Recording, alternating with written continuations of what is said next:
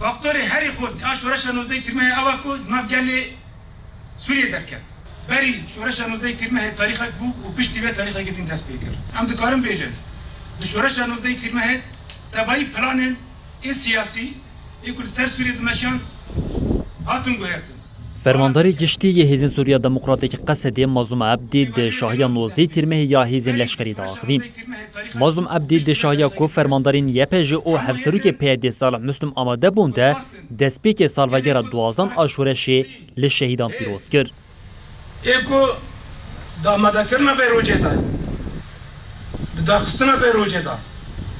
و پارستنا به شورشه دا جه گرتن استبان سلاف دکم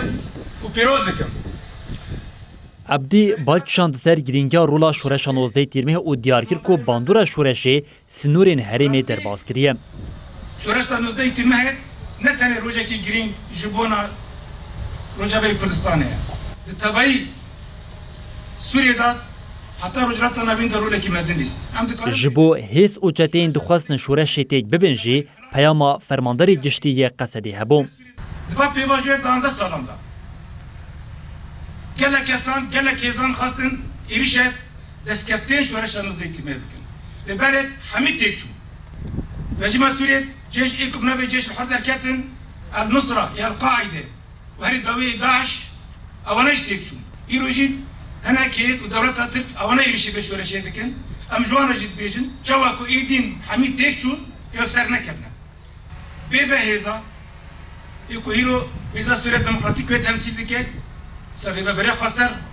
هاري سياسي دا هاري إداري دا تمثيل دكت بيبا هيزانا نممكنه إيرو لسوريا تجارة سري بيكور مظلوم عبدی اشارت بریبازا چارەسەریya کریزا li Sûriyeyê kir û got tevî Tirkiye ew ji hemû pêngavên danûstandinên çarəseriyê re amade ne. Piştî 12 salan şoreşê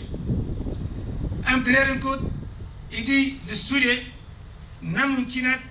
bi şêwazê eskerî piskirî gore çarəserkirin. Pêdivî be diyalogê heye. Bê diyalogê siyasî bê ku tevayî pêk hatên gelê Sûriyê hêzên siyasî li Sûriyê ku werin gel hevde نممكنه